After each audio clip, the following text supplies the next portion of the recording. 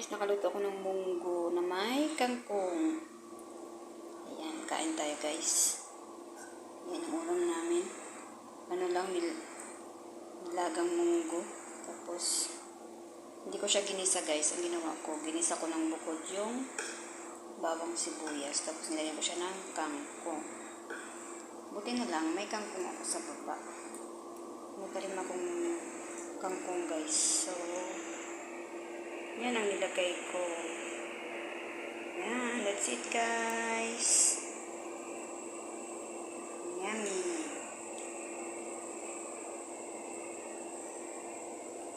Yan, gawin ko lang siyang 1 minute. Para maano ko siya. O, diba? It's yummy.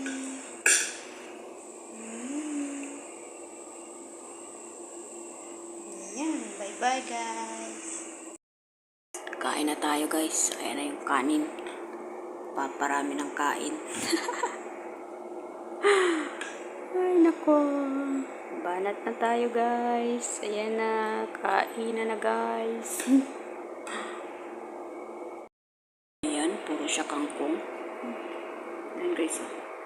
Puro kangkong yung yung gulay na kinuha ko lang. Ayan.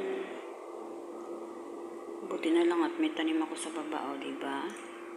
Hindi ko na kailangang bumili. Kukuha na lang ako. Ayan. So, kakain na guys at gutom much na.